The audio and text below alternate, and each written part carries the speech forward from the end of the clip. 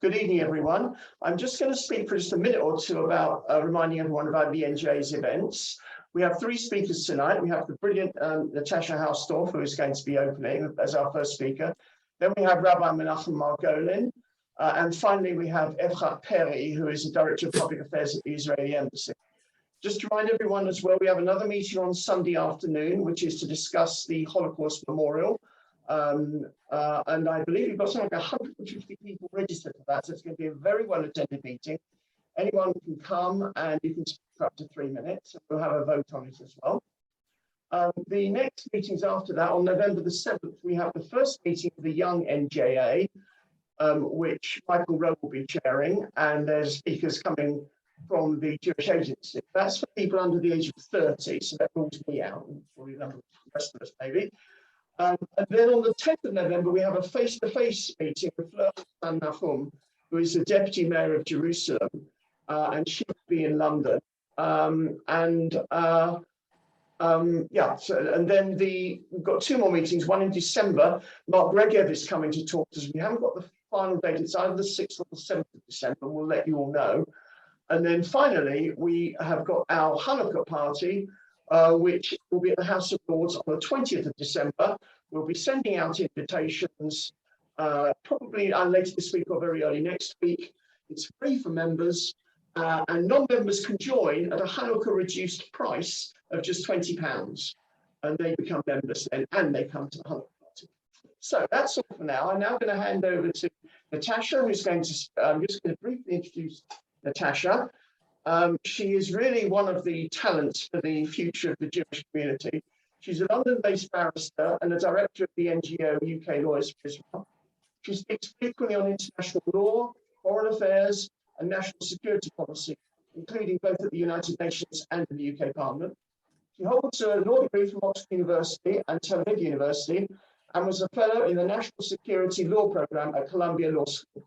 Previously, she was a solicitor and worked for the American law firm Skadden Arps in London and Brussels.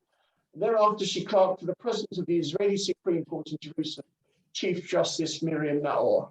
Natasha, over to you. Well, thank you so much, Gary. It's a real pleasure to be here. And what I'm going to try and do in addressing Israel and international law is give you a very brief overview of key issues in this subject. And then I'm very much looking forward to taking your questions about anything to do with Israel, international law, or of course, UK Lawyers for Israel, where I'm extremely privileged to serve as the legal director of our charitable trust. So in addressing you this evening, I propose to look at a couple of examples of where international law has been misapplied and abused with respect to Israel. Examples which go to the very essence of the modern blood libels and the pseudo-legal anti-Israel campaign that currently abound, which I'm sure our audience will be very familiar with. Allegations of settler colonialism, ethnic cleansing, apartheid, occupation. I'm sorry, we seem to have lost Natasha's voice. I don't quite know what's happened. It seems that I was muted. I don't know which point you lost me, Gary, I'm afraid. But you lost you 5 seconds. 5 seconds. I'm hopeful of addressing essentially the key blood libels, which are central to initiatives against Israel in the international arena, but have also been fed into the discourse that is taking hold in political and social circles, which invariably invoke these misinformed conceptions of international law. And of course, it's important to acknowledge in relation to this subject that this is an area where politics and law can be seen to overlap. But clearly, there is here a special language of legal condemnation that has developed in relation to illegal settlements, inextricably linked with illegal occupation, which are unique in terms of their use with respect to Israel, and contrary to what international law truly says. So it's a huge subject. In addressing two of the issues that I thought I would touch on by way of an introduction, first, what international law tells us about the legal status of the territory, And second, the settlements issue. But before that, appreciating we've got a mixed audience, what is international law? It's very different to domestic law. It's a body of rules established by two key sources, custom and treaty, and recognized by nations as binding them in their relations with one another. So those two key sources of treaty law and custom are significant. Treaty law is comparable to a contract that states sign themselves up to and bind themselves to. And custom is a very different beast. Custom can develop over time out of states behaving in a particular way, believing themselves to be bound by a sense of legal obligation to behave in that way. And when this practice becomes established, a customary rule emerges, which is binding on all of those states. And we're going to look at a very important rule of custom when we look at the status of the territory. There is a fundamental rule of customary international law that establishes the borders of newly emerging states at independence, as in Israel's case in 1948. It's universally applied. It developed over time. In the 19th century, it was applied in South America. Later, it was applied in Africa and Asia, and still later, the disintegration of the former communist federations. It's applied to all of the states that emerged in all of those cases.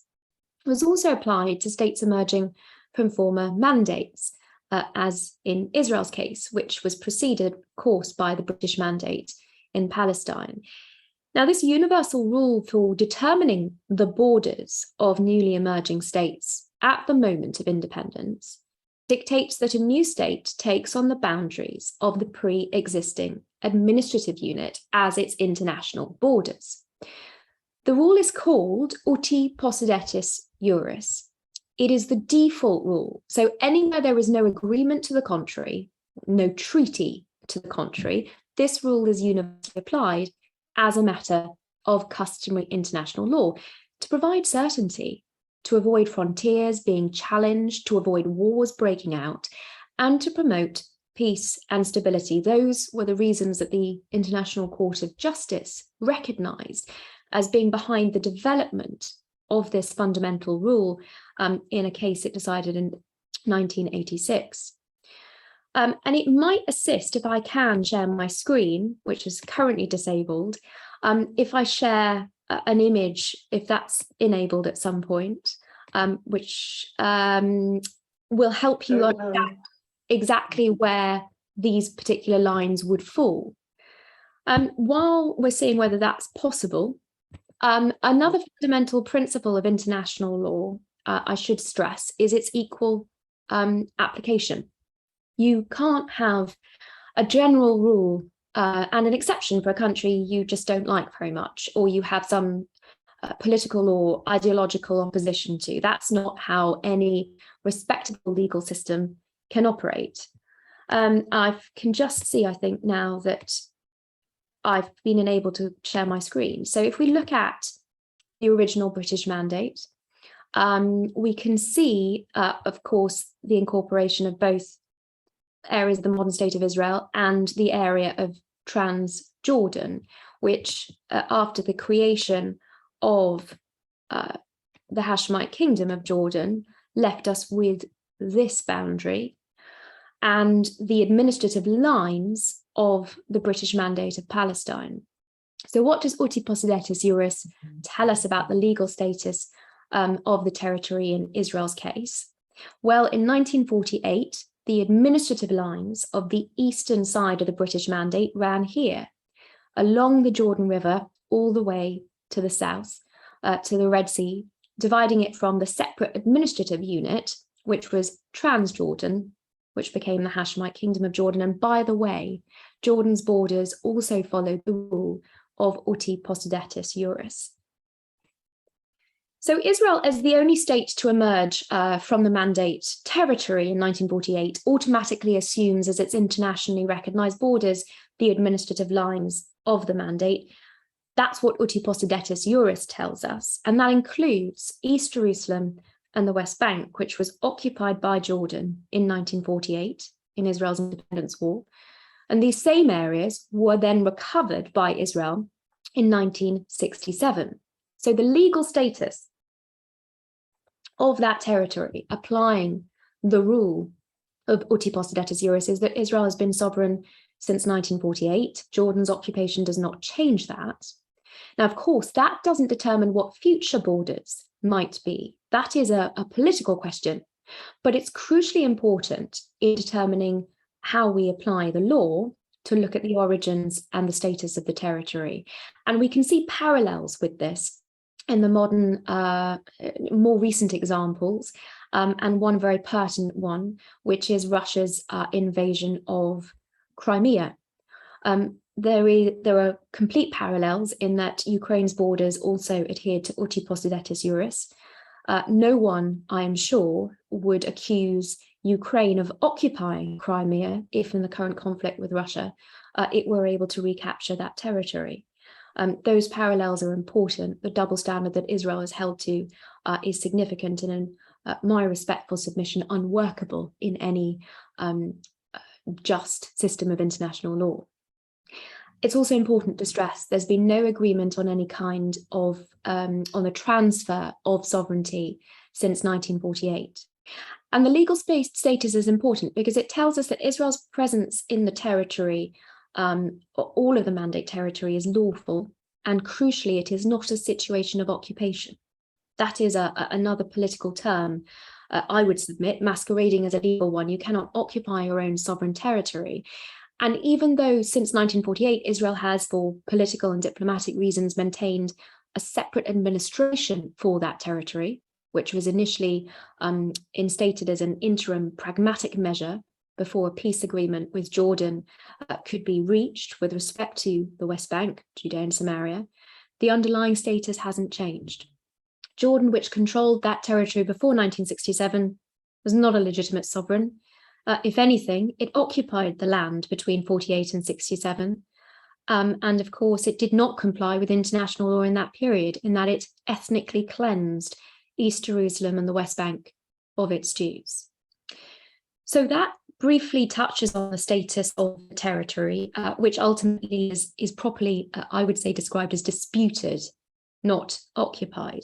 As we move swiftly to the settlements issue, I'm certain that you will all have encountered time and again the allegation that Israeli settlements are illegal.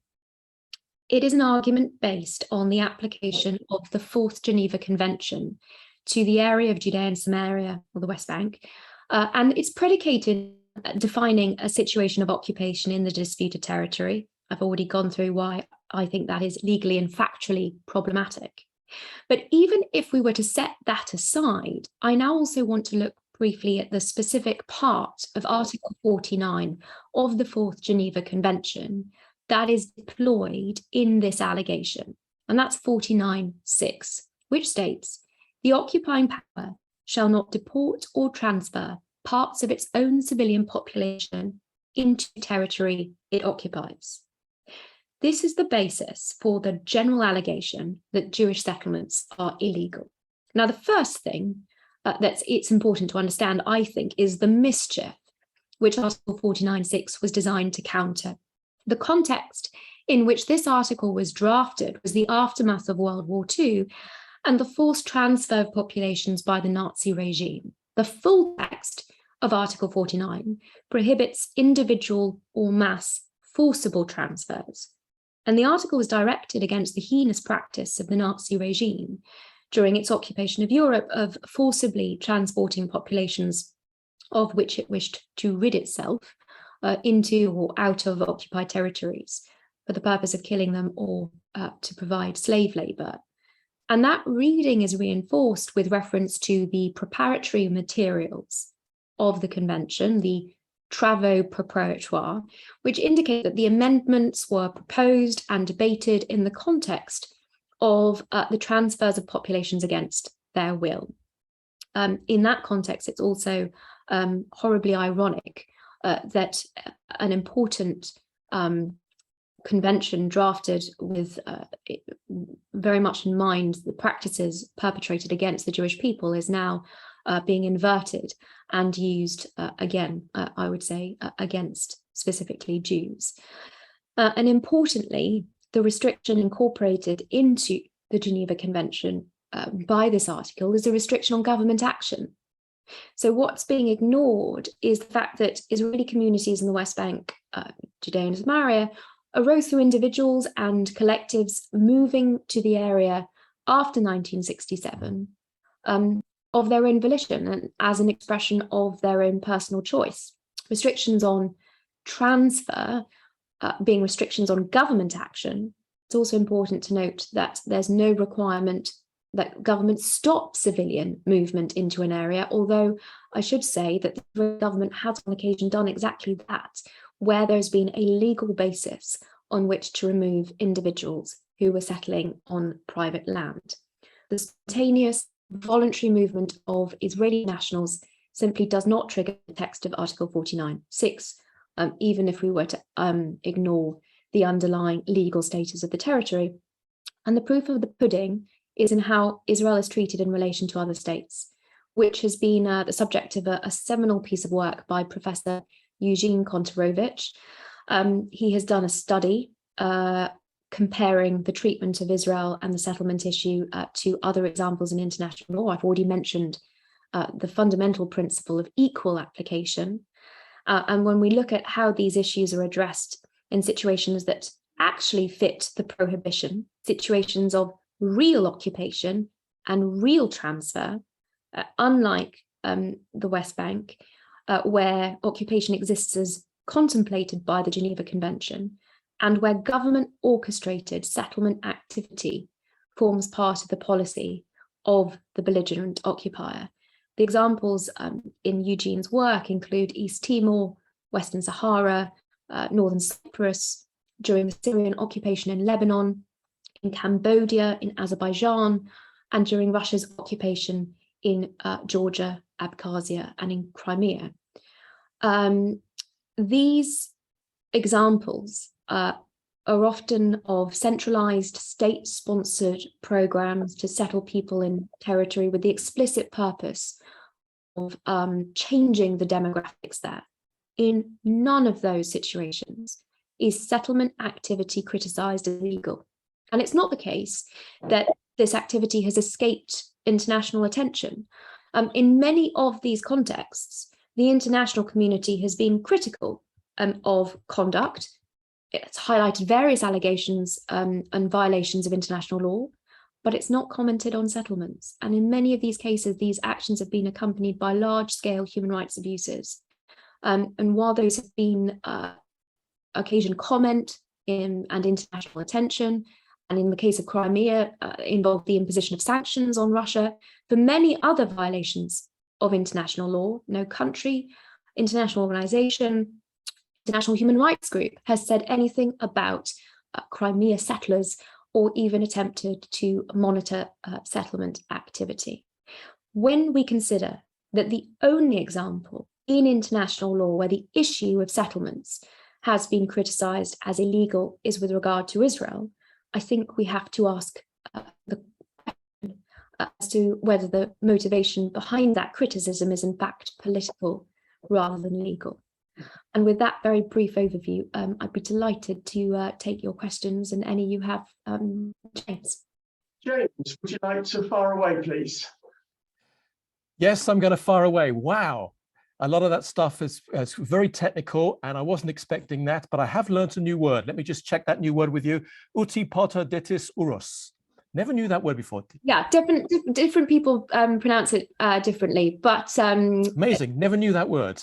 I had a bunch of questions lined up for you. Unfortunately, we probably only got about 8 or 7 minutes. We'll take a few more minutes. It's okay. You've got a few more minutes. So let me just quick fire some questions to you, Natasha, because I think that that's not the sort of thing that you would be saying. Oh, I've lost you. I've gone back to Gary.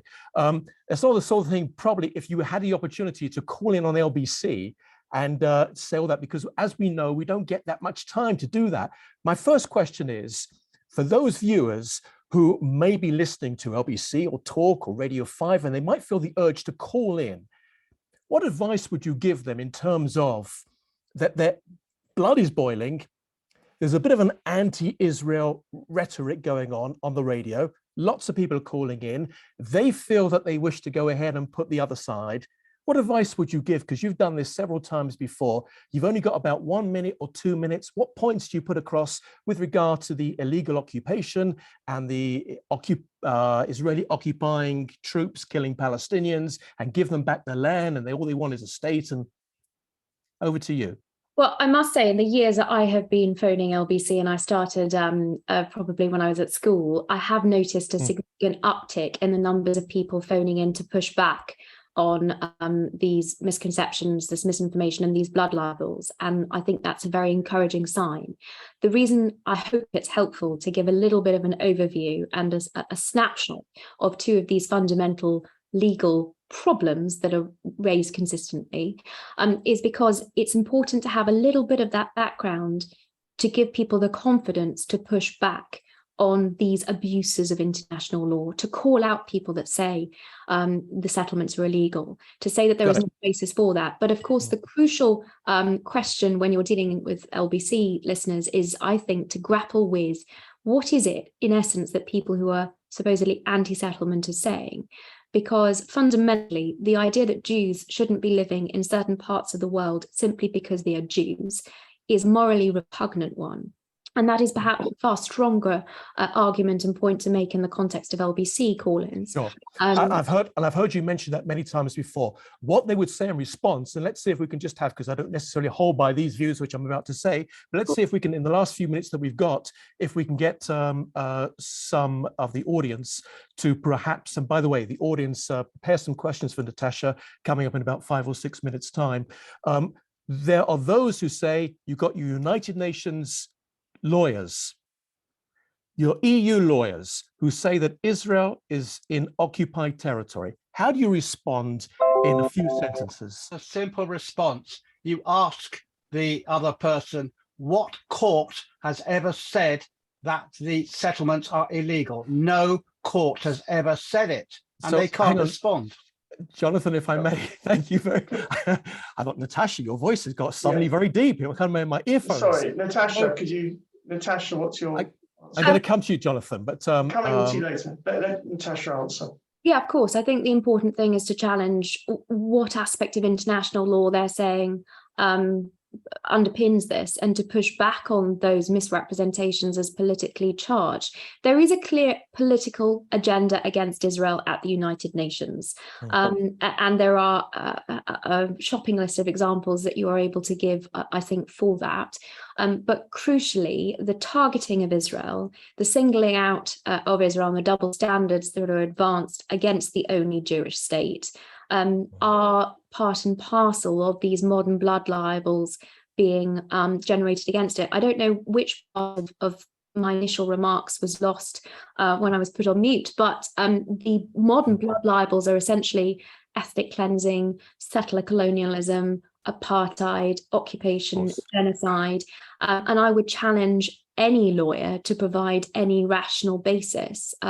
So let me ask you this then, a current news thing. It could be that this might be live at the, well, it is live in terms of recording, but they might be talking about this in some places around the world. So for example, last night, as you may know, and all the news networks in Israel this evening at 8 o'clock led with this particular story. Last night, there was a big raid by Israeli troops, the IDF and Shin Bet people, and also anti-terrorist units went into Nablus.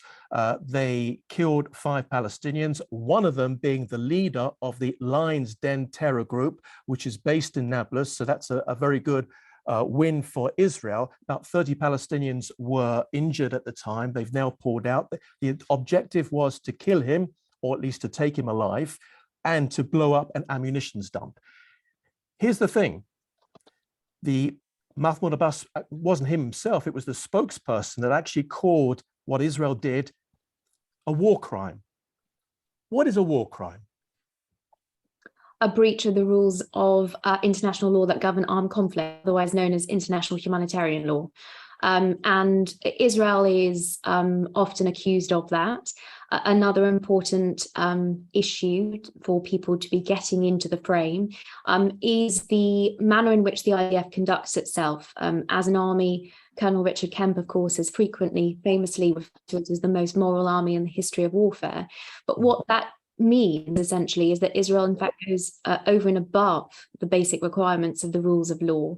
So far from committing war crimes, it goes over and above to prevent civilian casualties, and holds itself to a standard that is far in excess of what the laws of war actually require. The difficulty that you have in the West Bank, and what much of the legal debate is essentially over, is where international humanitarian law, the law of armed conflict, starts, and where law enforcement, as one would say apply in a domestic context, begins. And so it's far from a straightforward legal situation, but rest assured, the lawyers in the IDF, who I have opportunity to liaise with on occasion, take the responsibility, because Israel is under the microscope indeed, that's undeniably a factor, but also because of the principles that the IDF adheres to. These operations go legal clearances, the likes of which are unseen and unheard of in the context of many other Western liberal democratic armies. Okay. And yes. So coming up on 8 o'clock anyway, let me just grab two more questions, if I may. One of them is with regard to occupied territories, Resolution 242, which is the very famous United Nations General Council. Yes, it is the General Council. Excuse me? It's General a Assembly, thank you. General Assembly. Thank you very much. The important thing to know about General Assembly resolutions is that they have no legal. That's not international law. Yes, the Security Council is international law. Thank you for reminding me that. But not all Security Council's resolutions, again, to make a distinction, not all Security Council resolutions are legally binding either. The crucial question is whether they are resolutions or recommendations or decisions. Only those resolutions made under Chapter 7 of the UN Charter have legal teeth. They are very rarely passed because inevitably it's difficult to get the components of the Security Council to agree often on a resolution that is legally binding. They are extremely rare, and none of substance, I would argue. Certainly no Chapter 7 resolutions, no other binding resolutions, I would argue, apply to Israel in the sort of those that are generally cited against it. So again, it's not law. I wanted to, excuse me, the General Security Council 242 is not international law? Is that what you said? General Assembly resolution. No, General Security Council. Oh, no, sorry. 242. Security Council resolutions. 242 is made under Chapter 6, not under Chapter 7. And it's international law. No, again, it's politics, not law. And it's politics that is often presented as law. The UN is not, for the most part, a lawmaking. See, this is what we could have talked about, actually, because this is a fascinating subject. As I've understood, the General Security Council is international law. Hence, you've got the council passing resolutions. Just time for one more question from me, because I can see that the time is really running out. Last question, and James. I can see Gary's waving his finger over here. So let me ask you this: how do you defend? And again, I'm just asking the questions over here. So how do you defend Israeli soldiers who make arrests on a regular basis without trial, who are held for more than 30 days, 60 days, half a year, without any type of accusation made against them? They're just held in jails. What's the response to that? And how do we, as people who would like to be able to answer that question in the public domain, answer that? I think what you're referring to is the process of administrative detention, Yes. and it's respectfully not an accurate description of what that procedure allows. It's one that is very closely monitored by the Israeli court system, and there are strict time limits, but also strict requirements whereby security services have to prove a security need to be able to apply that regime of administrative detention. Israel is not alone in utilising that and applying it. And so far as combating terrorism is concerned, it has been widely used by Western liberal democratic states and to great effect, and is in that sense incredibly important for the ongoing fight against terrorism, which Israel finds itself at the forefront of. Thank you very much, James. So now we've got 5 questions, time for 5 questions. The first one actually has been sent to me from Hugh Kitson. Natasha, could you explain whether the principle of estoppel applies to the rights given to the beneficiaries of the mandate system, and in particular the right of the Jewish people to reconstitute their national home in Palestine in the preamble of the mandate for Palestine? What Hugh is referring to is an argument which is frequently deployed and I think has merit, absolutely, in that the legal basis of the mandate incorporated the establishment of a home for the Jewish nation.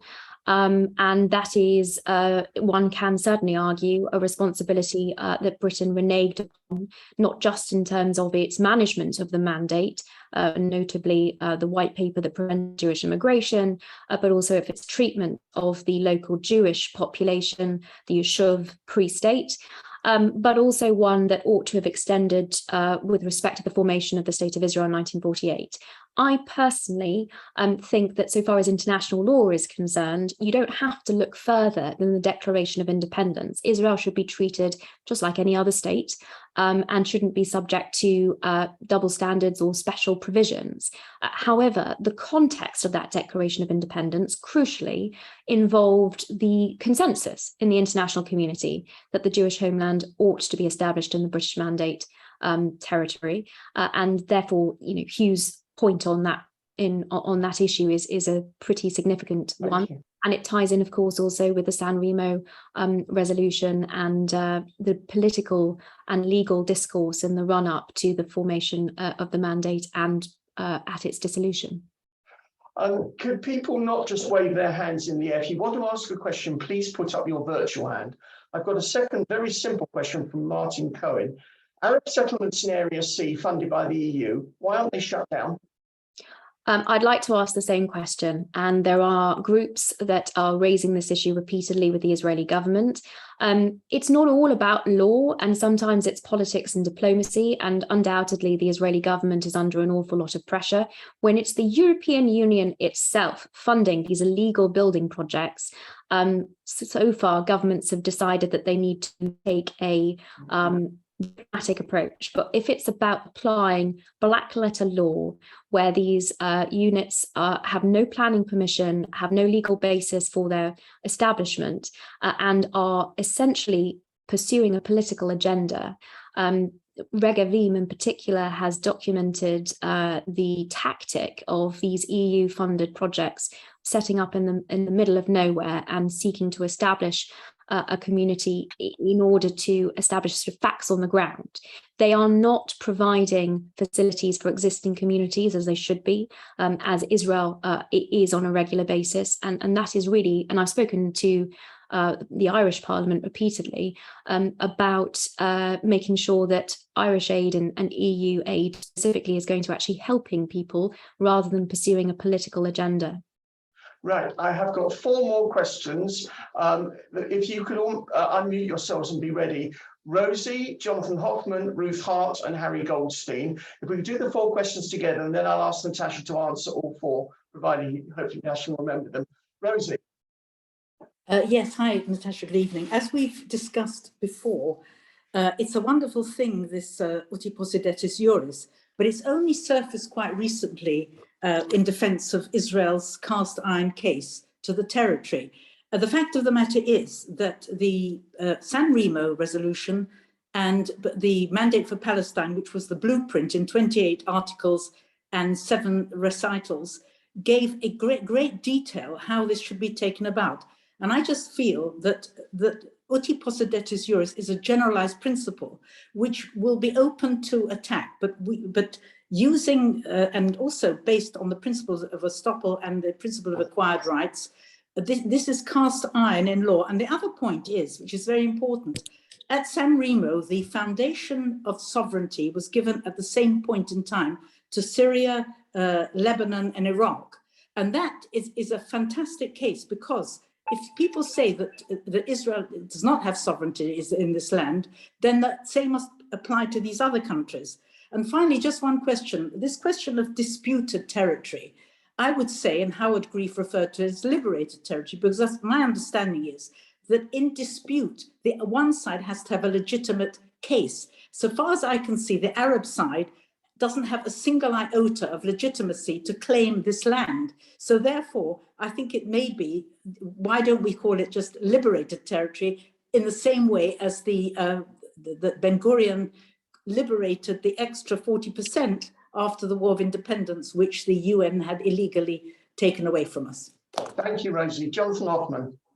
Yeah, hi, Natasha. My question was very similar to the point put by Hugh and also by Rosie, which is the importance of the mandate for Palestine after the First World War. So I think you probably answered that already. Thanks. Ruth.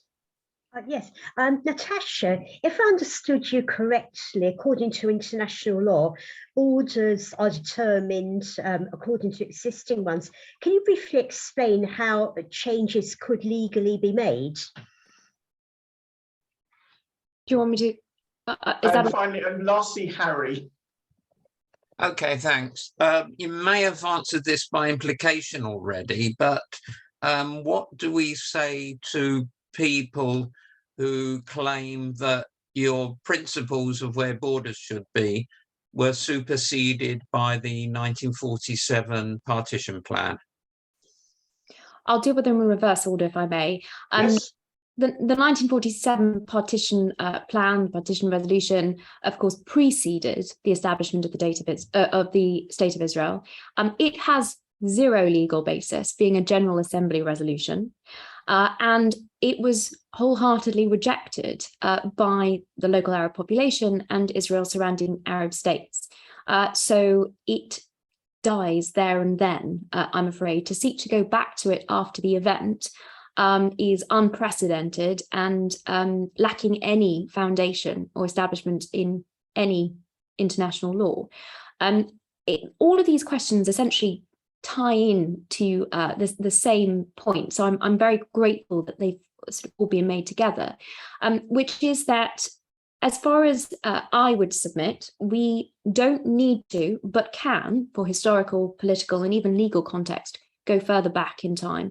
But we don't need to go anywhere other than Israel's Declaration of Independence in 1948, because that is the establishment of the state, that is the only justification one requires for the existence of the State of Israel.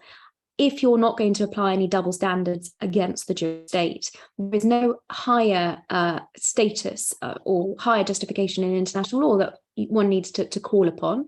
Although in Israel's case, there are many additional factors that were also incorporated by reference into the Declaration of Independence.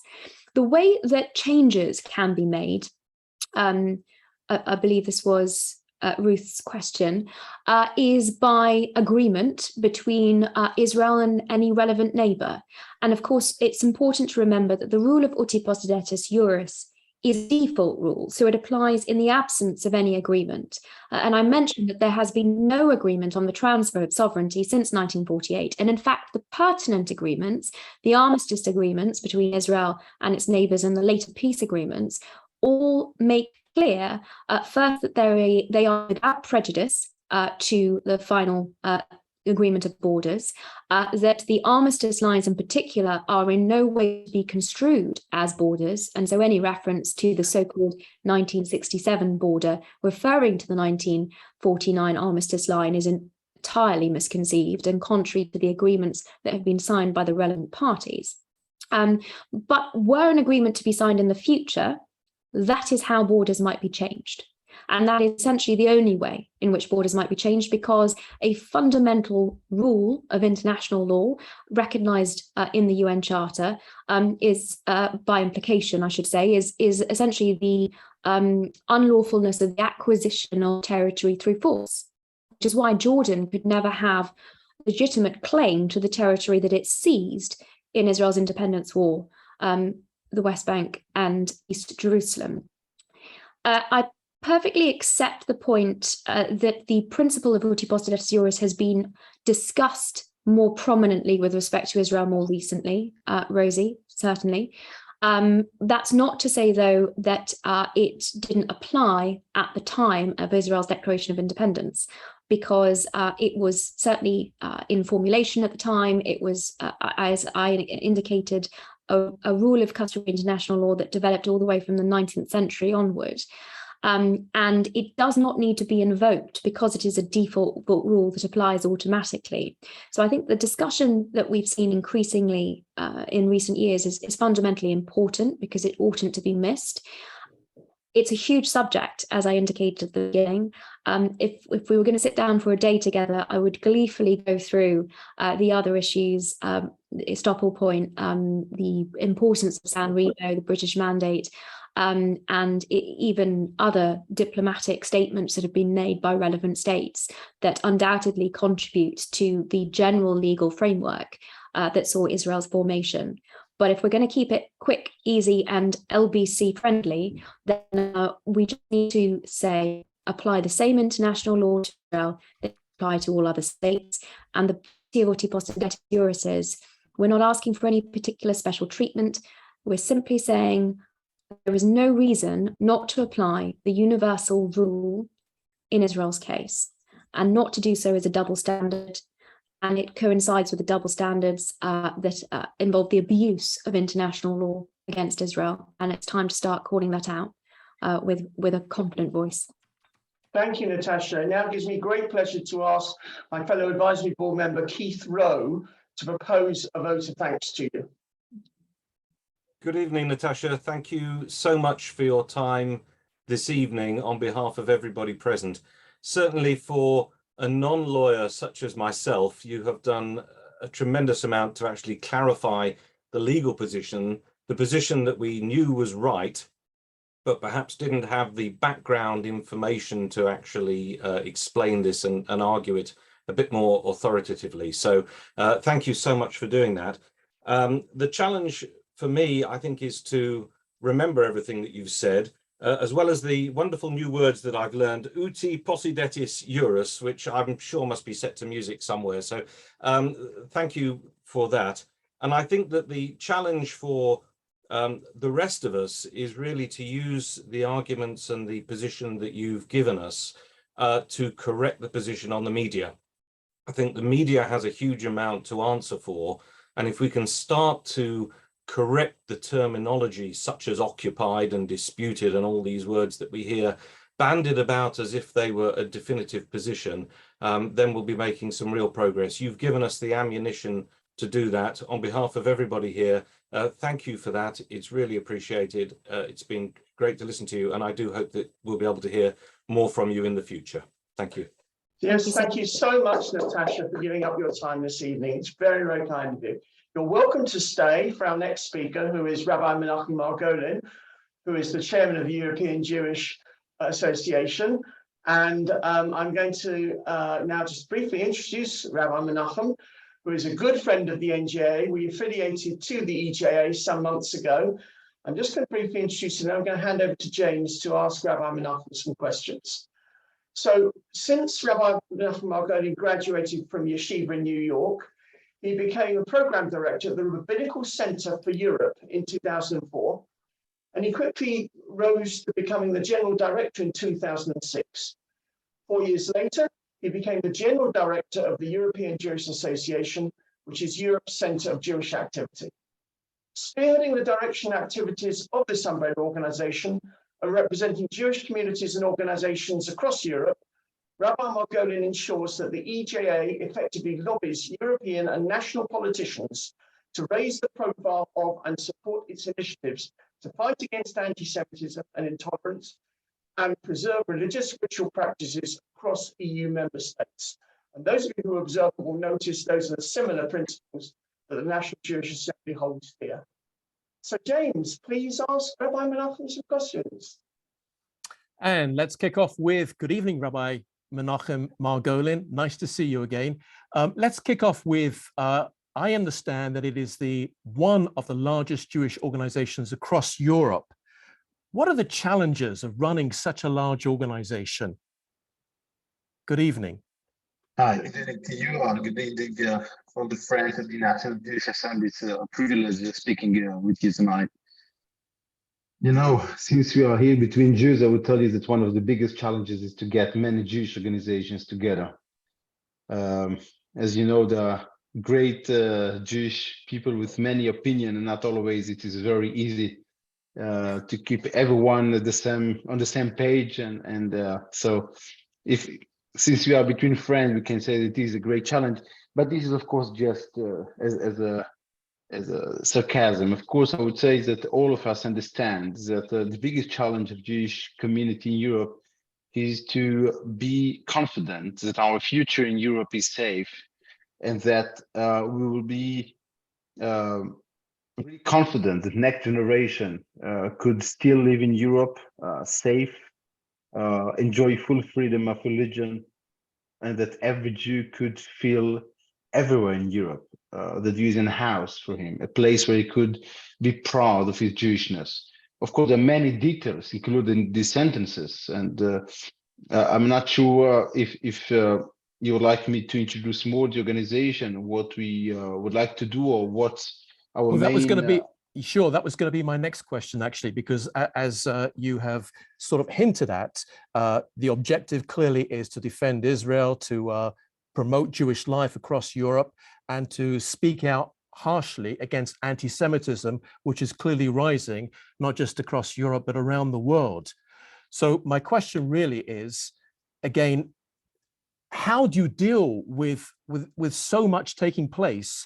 And also at the same time, how do you answer the question that maybe instead of building it all up across Europe once again, maybe people should be thinking about relocating to Israel? I will actually, I would like to speak today about hope, because very often Jewish organizations speak about problems, about challenges, about anti-Semitism, about the different attempts to ban freedom of religion, about so many Jewish people who leave Europe or do not feel confident to stay in Europe. But actually, to be honest, I would like to speak today about hope, because at the same time, of course, we should always acknowledge what the challenges are, but we should also be very clear with ourselves that we can change situations. We absolutely could change. There are many things that have been changed for good in the last few years. We did not succeed in everything, but there are many things that happened. And actually, just today, this morning with Adidas, it's a great example of a star, very famous person, who said something which is very much unaccepted. And you see that the company that was ready to lose, according to their estimations, $250 million in order to show how much they are against anti-Semitism. And I think that being in a situation today where it is so clear in the world that anti-Semitism is something which it shouldn't have any place anywhere, it's already a great success of the Jewish organizations of the last several years. There are many other challenges in the world, there are many other issues in the world which relate to much bigger society than the Jewish people. We are still a minority. We are a very small nation, and at the same time, we see how much all decision makers. It's not yet everywhere. There's, of course, still work to do, and I will be happy to elaborate a bit more later. But there's no question that the establishment, leaders, governments, as of today, main media outlets understand that anti-Semitism is something bad. And today was a great example of it. And you mentioned the Israel. In 2013, I was speaking to different people in Europe about the images of Israel in Europe. And most of the people I was speaking to in Israel and in Europe said, it is a lost case. There's nothing you could do to improve the image of Israel in Europe. Because since 1967, Israel is the strong country against small people who does not even have a state or army or police, and no one is there to protect them. And Israel always seems to be aggressive, and the Palestinians have great PR in Europe. There's no way you can change it. And I was wondering if our sages told us so many years ago that every person could reach everything that he wants if he just be sticking and determined to reach what he would like to, it cannot be impossible to change, to improve at least the image of Israel in Europe. We were speaking to many journalists across Europe. We were trying to understand why is that media writes are negative about Israel. And we found something which was amazing. The real answer was that there is not enough organization, or there is no enough, the bodies who deal with explaining Israel better doesn't work in the right way.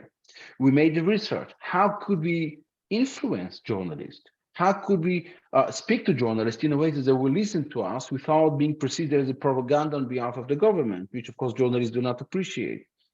And without talking into too many details, but I could tell you that actually right now as we speak, we have a delegation of senior journalists from Europe who are currently right now in Israel. Since Monday, they will be there until the end of this week. I could tell you that only since we started, we have a copy of over 4,000 positive articles about Israel that were published in the biggest papers in Europe. Without talking too much about the details, how do we work and how do we operate? But there is a way to change. And every article that was published in a positive way about Israel, thanks to our efforts, and reached millions of readers and decision makers, made a difference. So, of course, we could speak about the challenges, and I'm happy to speak about whatever you'll be asking me to. But if there's one message that I want to speak with you guys today, will be that we can change, we can improve, we can make our situation better, we can make the life of Jewish people better, the state of Israel better, and that should be our direction. Okay, and I appreciate, of course, you wanted to focus on hope and all the success that you've done, and clearly you have done that, and it's great to be able to fund journalists to go to Israel and various other places and to have special speakers speaking over there as well. But nevertheless, at the same time, if you take just one thing that you just said, anti-Semitism, so everyone, or almost everyone would say, hey, we've got no problem with Jewish people. It's Israel we have the problem with. Now, the European Jewish Association linked the two. If you have no problem with Jewish people, but you have a big problem with all the Jews living in Israel, how do you confront something like that? How do you explain? I think that's also another example. I'm sorry for taking again the same direction. But the fact that European Union and so many governments in Europe already define anti-Zionism as the new anti-Semitism is already a great success. The fact that people, there are people who could criticize government, people could have questions, but it is so clear today for so many decision makers in Europe that they're obsessive against Israel is pure anti-Semitism. So this is just another example of the success of Jewish organizations. And I'm telling you again, the world carries a lot of darkness. It's very hard to claim that everything is great because there's still a lot of work to do. But I think that just focusing on the things that are not well yet, it's important only in the conditions that you do it in order, in purpose to analyze what can be done still in order to improve the situation. So indeed, yeah, the situation is not promising in some countries. The situation is not always nice and pleasant. And there are so many examples because I deal every day with difficulties, with challenges, with anti-Semitism, with anti-Israel, with students in different campuses that complain about anti-Semitism, with some communities in Europe who feel that the government does not listen to them, and social media, the record of social media. There's so many things we could speak about. And of course, there's a lot to do. But since you are very important people gathered here today, it is crucial for me that you will all have this strong feeling that we are not here to be sad. We are not here to say, well, perhaps we have just to pack and go to Israel. And I will be happy also to tell you why I'm against the public call for Aliyah, for relocation to Israel. But we can do And if just really every person will decide to do more, we could have in a couple of years from now, way better situation for all of us and for the state of Israel. Okay, let me do exactly what you've just done now and take the positive path and again say that the EJA has made a number of trips to Auschwitz, and I think Theresienstadt and Treblinka, I think as well, MEPs, members of parliament from across Europe. You've clearly seen a change in their attitude afterwards, and they take that back to their representatives within their own countries. Is that Absolutely. on the right? Is that on the rise? And can you tell us a positive story from that? Yeah. So indeed, you rightly said that twice a year we organize as part of our, well, basically what we try to do is not just to raise awareness, which of course always important, but we try to transmit this understanding into action. So we very often work with politicians to ensure legislation which will protect the right of the Jewish people, and such as freedom of religion and circumcision. And we work hard to ensure that it will be zero tolerance for any expression of anti-Semitism in every country in Europe. We also work to implement curriculum in Europe that will include much more information about the Holocaust, hatred, racism, and anti-Semitism, and the study of the Holocaust. But indeed, twice a year, as part of our work with those decision makers, we bring those politicians to Auschwitz and to other concentration camps. Last year it was Babi Yar. I'm not sure this year we'll be able to go there. So in 2 weeks from now, we will have with us a delegation of 140 senior politicians from Europe, including the president of the European Parliament, the commissioners, very important people, the president of different other parliaments in Europe, who will come with us to Auschwitz, where they will see they will have the experience, the personal experience, how it looks like, and basically how far hatred could lead the society. And indeed, we saw in the past, because of course we follow up with those politicians, that people who came to Auschwitz, when we approached them later to ask for their support, both for Israel or for freedom of religion or for any other legislation which regards to anti-Semitism, they were way open, working with us, implement activities, and we saw major success. Okay. Coming up is questions as we head towards 8:30. I just want to squeeze in another two. The first one is a question that I've been wanting to ask for a while. Now, earlier this year, the EJA put on a spectacular conference in Budapest. Gary and I, of course, were there along with some others. The professionalism behind that setup, I was very impressed. And I've been to a lot of conferences before. For the people who don't know, they had booths where they were translating different speakers on the stage. There was non-stop food. There was also the equipment, the sound quality, the massive, great big stage. Very, very impressive indeed.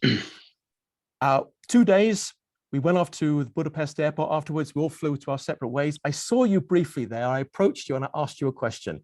You probably don't recall what it was because you said to me, wow, that's a tough question. I need more time. Let's see if we can answer it over here. It's more of a Jewish religious question. And you as a rabbi, as from a Lubavitcher Chabad background as well, there is a clear focus of Lubavitch and Chabad to bring them within the community. Yet the EJA is associated with so many different Jewish organizations, many of them secular.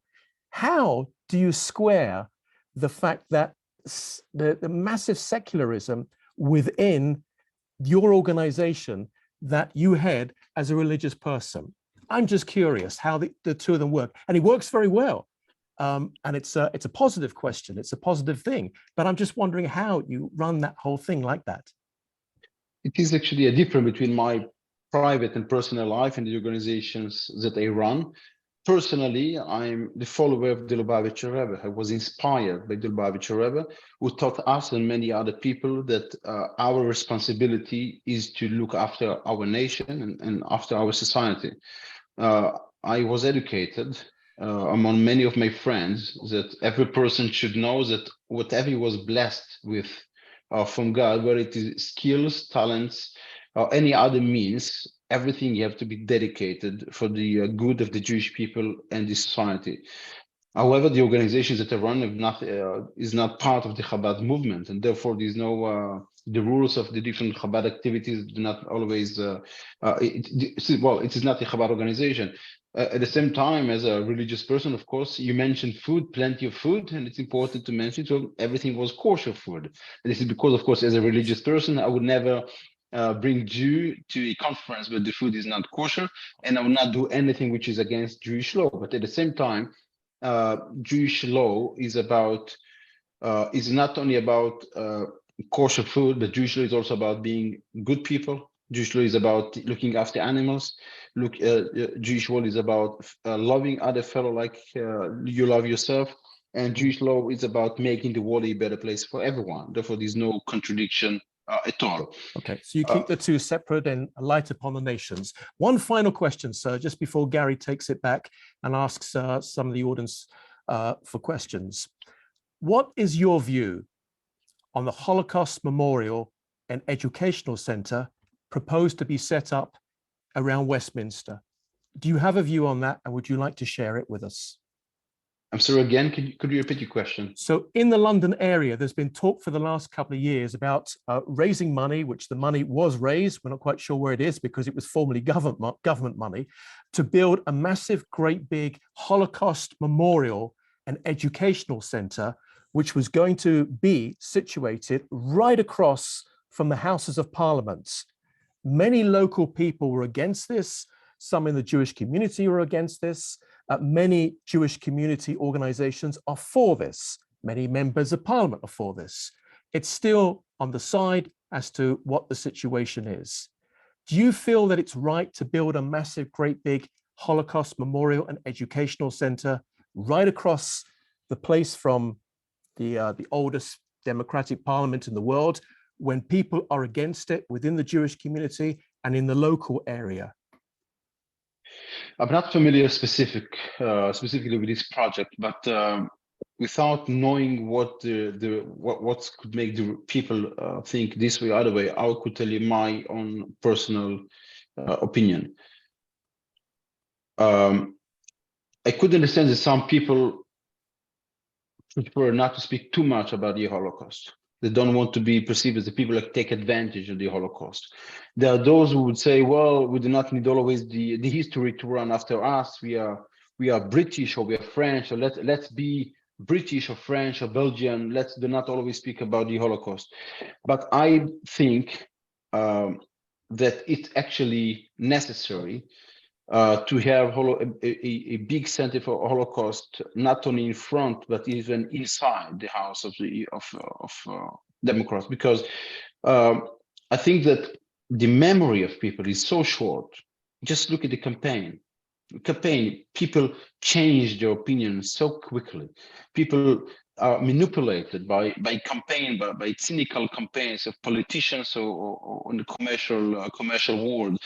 And we saw in so many countries that there are so many people who do not even remember much about the Holocaust, or Holocaust deny the Holocaust.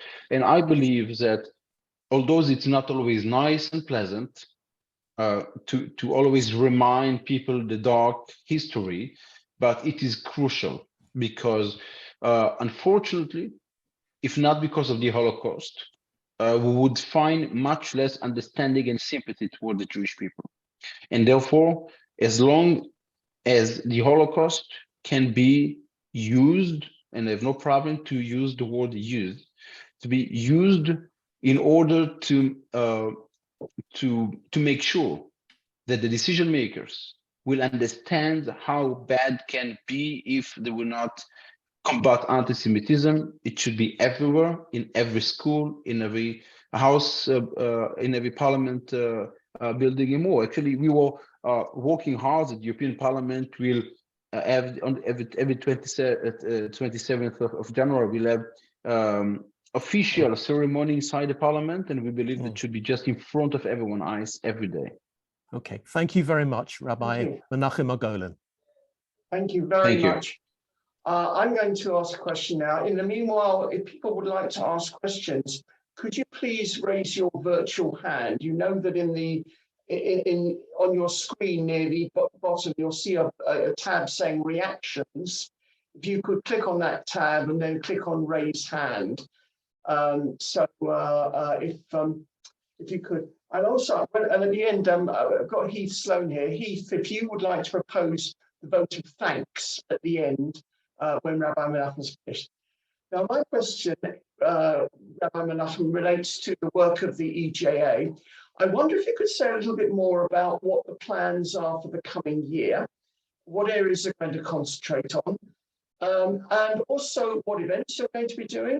And will there be an opportunity for our members? The National Jewish Assembly, although there's only about 40 of us on this call, the National Jewish Assembly has got between 230 and 250 members. And will there be an opportunity for them as individuals perhaps to go to an event the EJA organises or participate in some way, either in person or via Zoom? Yeah, thank you, Gary, for your question. And first of all, I'm really thankful for God Almighty for the opportunity He gave me to meet with you at the first time in London a couple of months ago. You're really an inspiration. Seeing you with all what you have on your head, working so hard to promote something and to work to launch an organization that will ensure that the goals everybody would like to see will be reached. So first of all, really thank you for what you do. God bless you for this great initiative. And I would love to see very soon the NJA with 350 members of today to be 3,500 and 35,000 and more. And I have no doubt that with your work and the team, you will reach this goal sooner than later. To answer your question, and I must bring just two things to everyone's attention, because I think that's something important. It's also it is also relates to what I said earlier. It was when just a couple of days after the terror attack at the Hyper Cacher in Paris that we organized the memorial ceremony in Brussels. And we had senior European politicians came to this memorial ceremony. And in this memorial ceremony, I said, the time has come that for the European Union and for every government in Europe to appoint a special coordinator to combat anti-Semitism. And I explained to them that as of today, when trying to combat anti-Semitism, there are so many offices that we have to approach. It's the Ministry of Education for education, it's the Ministry of Justice for legislation, it is the Ministry of Treasury sometimes for finance, it is the Ministry of Foreign Affairs for policies in regards to Israel. It is and it is the Ministry of Agriculture in regards to the Shrita, and it is the Ministry of Health in regards to Brit Milah. So I said, guys, we are a very small nation. We cannot just go everywhere, and every government has to have their ombudsman for the Jewish people. And then I wrote personally to the Vice President of the European Commission back then, and a few days later, I met his advisor, who came to our office, and she said, "We received your letter. We did not respond formally, but I can tell you informally, we will never do what you ask, because if we will need to adopt a coordinator to combat anti-Semitism, then we need also to adopt a coordinator for Islamophobia and for Catholic and for any other minority who feels that they have a problem. So we're not going to do so." Just a few months later, the same person who gave me this message was appointed to be the EU coordinator combating anti-Semitism. This is Katharina von Schnurbein. And since then, we continue to lobby. And today, in more than 10 European countries, there are coordinators combating anti-Semitism. This is just another example of if we believe that something should be done and you do not give up, you just continue to push for what you believe, it's going to happen. For a couple of years, we were pushing. I'm sorry. I know it's long. It will be 1 more minute. For a couple of years, we were pushing European Commission to raise their voice when some governments in Europe banned Shrita or Brit Milah, and they never agreed to say anything. We continue to push. And last week, for the first time, the European Commission themselves organized an official meeting with officials and representatives of religious to discuss the issue of ritual slaughter in Europe and working on a program to promote it again among governments in Europe. So I think I really want to conclude with that. Then of course I will answer your question. So our plan is to make sure that Europe will adopt a real legislation combating anti-Semitism. It starts from ban on trade of Nazi memorabilia, IRA definition, education in school, zero tolerance towards anti-Semitism, friendship towards the state of Israel, security for Jewish institutions. This is the things that we believe are crucial, and of course that every country should have a special coordinator combating anti-Semitism. We're going out now with also a program to combat anti-Semitism in campuses. That's of course in addition to our work to continue improving the image of Israel in Europe through delegations and briefings, and a lot of works that we do for increasing Jewish identity across Europe. We have big organizations that we support in our activities. We're bringing children from all over Europe to Israel to celebrate the Bar Mitzvah. We have activities for a Sunday school program and many other activities such as a tour of Euro shiuros called lectures all around Europe and many other things. And we believe that if we will just be determined to continue and ensure that every country will also have legislation to ensure freedom of religion, will be satisfied knowing that we reach something that we all would like to see happen. Thank you very much, Rabbi Menachem. Ruth Hart, you've got your hand up. You're on mute, Ruth. Okay. Yeah. Rabbi Margolin, you escort non-Jews to visit places like Auschwitz. So do they actually associate the Holocaust with modern anti-Semitism, or is it just history to them? We never do just visit to Auschwitz. It is 2 days program, which include a visit, of course, to the camps, and then a symposium for a couple of hours where everybody speaks about the clear line between the past, the current situation, and the future. We bring different examples. We had speakers. We have former neo-Nazis, and also in 2 weeks from now, we'll have a former neo-Nazi who was converted to Judaism and explained the background and the current situation and his hope. We have the son, the granddaughter of Holocaust survivors that were killed in Paris just a couple of years ago because she was Jewish. So yeah, absolutely. We do not just speak about the past, but we speak about the anti-Semitism as it is today, both in campuses and on the social media and in general many other open spaces, the issue of security, freedom of religion, and an expression of different politicians. And yeah, but again, the Holocaust for us is not just a visit of the history, but mainly the message that we all should learn from the past. Thank you. Last question, Jonathan Hoffman. Jonathan, you're on mute. Rabbi Margolin, we have a problem in the United Kingdom with regard to hate crime. As the law stands, hatred of Zionism is okay. It's illegal to express hatred for Jews, but it's not illegal to express hatred for Zionism. So anti-Semites disguise anti-Semitism by talking about Zionism and not Judaism. Now, what I would like to know from you is this a problem in other countries in Europe? Is it a problem you're dealing with? And I should add that as far as European legislation goes, the European Union regards this kind of thing as a domestic responsibility and not an international responsibility. So it's up to national parliaments to do something about this. It's not something I believe that the European community can get involved in, or the European Commission can get involved in. Thank you. Yeah, thank you for your question. Well, in general, the structure of the European Union is that not everything comes from Brussels.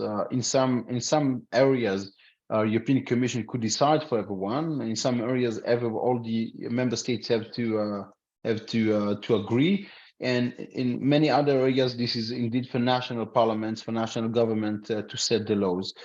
Indeed, we see also in other countries, we have this issue, but at the same time, we also saw countries that updated their legislation and made sure that anti-Zionism is anti-Semitism. It is also part of the campaign to take BDS out of law in many countries. So speaking about what else still can be done, what you mentioned is one of the examples of things that have to be done. We have to work on legislation and make sure that also all national parliaments in Europe will understand that hatred towards Zionism should be recognized as hatred against Jews. It's absolutely one of the things that still should be done. Thank you very much. I'm now going to ask Heath Sloan if he will propose a vote of thanks to Rabbi Sure, Margolin. thank you, Gary. Rabbi Margolin, thank you for your time this evening, greatly appreciated. And I had the great pleasure of hearing you speak at the NJA's fabulous Rosh Hashanah event in Brussels a few weeks ago. And back then and this evening, one thing you tabled that struck a particular chord was how communal organizations should perhaps reframe their thinking and discussion and efforts away from navel-gazing at the problems and looking more for the hope for European and UK Jewry. I think that's a really pertinent and timely message, especially at a time when anti-Semitism is on the rise and it's finding new expression on the campus, in popular culture with celebrities, and also in the political arena. And so on behalf of the NJA, I'd like to wish the EJA success in all its future endeavors, and we look forward to deepening our affiliation with the EJA into 5783. Thank you. Thank you so much, all of you. Rabbi. Thank you for giving up your time this evening, Rabbi Menachem. We have another speaker who's coming on, who's Efrat Perri, who is the Director of Public Affairs at the Israeli Embassy in London, and you're welcome to stay and listen to her. But thank you so much. And so now, it's now my pleasure to introduce Efrat Perri to everyone, and then she's going to speak to us for about 5 minutes or so. And then James will ask a lot of questions, and then the audience will have a chance to ask questions as well. So Efrat Perri is a diplomat at the Israeli Ministry of Foreign Affairs. Between 1999 and 2001, she served as an operations manager in the Israeli Air Force. Ms. Perri holds a degree in Northeast Asian Studies and Foreign Affairs from the Hebrew University in Jerusalem. After finishing her undergraduate degree, she studied Chinese at Taiwan's major university. And in her postings abroad, Ms. Perri served as the spokesperson at the Israeli Embassy in Beijing. She now serves as the Director of Public Diplomacy at the Israeli Embassy in London. Welcome, Efrat. I believe we're going to speak for about 5 minutes or so, and then James will ask you some questions. Efrat. Sure. Thank you, Gary. Thank you for having me. So I was told to give a short brief about Israel-UK relations and the embassy work. So I'm sure you're all aware we are now in, I would say, a bit of a turbulence, political turbulence on our both countries. But still, I must say that we are in a very good period between our two nations, our two countries. The relations are very good, regardless of which government is in power. And specifically this year, we celebrated 2 years for the Abraham Accords. We just recently had a lovely reception with our colleagues from Bahrain, Emirates, and Morocco, and sorry, excuse me. By the way, I'm sorry. My kids are asleep, but I might be interfered in the middle, so apologies. So yes, we celebrated 2 years anniversary for the Abraham Accords, and of course, the Abraham Accords are a significant part of what we do here in the UK. For us, it's a very important message to bring through to our counterparts here. Another aspect in a more bilateral relationship is, of course, the beginning of negotiation for a free trade agreement between UK and Israel. And of course, there are other, I would say, government-to-government agreements that are in the making. Of course, it will still a little bit on hold now, but we're looking forward to continue those as soon as possible. Regardless to that, we saw great improvement in our economical ties, and we are finally starting again to do delegations from the UK to Israel, or from the political arena, from the academia, both students and staff, and also reporters, which are, as we all know, delegations are a very important tool in our work.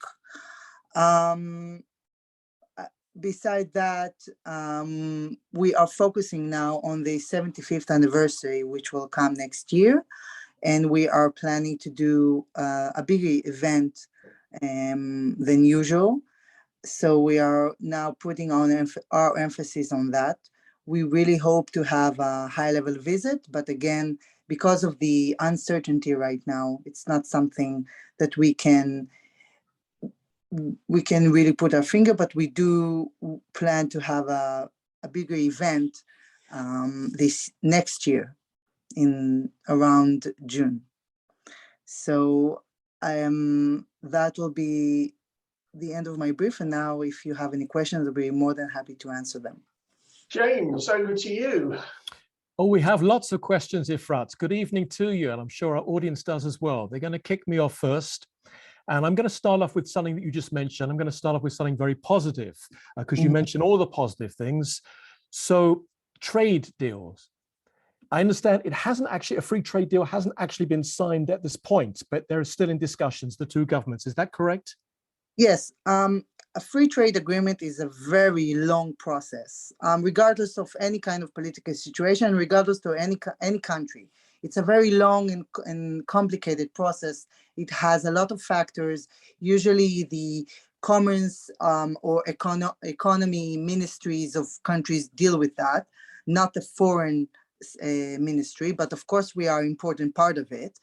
But so what started was the beginning of negotiations. It might seem a bit, what's the point of noting that? But it is significant because it is an important step on both sides to to establish the fact that we are starting now the negotiations, and it means that a certain part of the process is over, and there is I would say a mutual understanding that we are moving forward. This is why it's significant.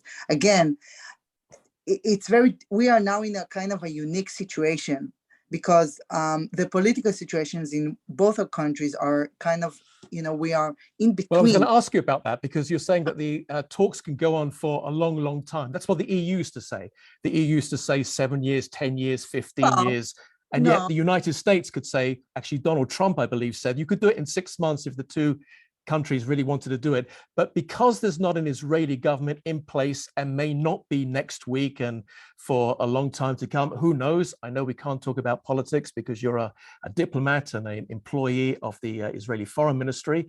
But nevertheless, the free trade deal has come about because Britain exited the EU. So what is the legalities right now in terms of imports and exports? Are we still operating on EU law, or is it just a free for all? Actually, it's a very good question, because the reason for that, as you mentioned, the reason for starting this free trade agreement was because of Brexit. But not only that, the agreement that was there before was already pretty not relevant in many cases. I mean, the economical relation between UK and Israel shifted already, regardless of Brexit. So there was a need to at least update an agreement. And we do not lead on that, but to my understanding, because of Brexit, there was an opportunity or no other choice than to create a new deal, or to start to create a new deal. Now, what you said with time, you're right. It doesn't. I'm not saying it's should take 15 years or even 10 years. Maybe 6 months. It's a bit too fast. Optimistic. But yeah, but it might take a few years, and that's very legitimate. That's usually how it takes. Okay.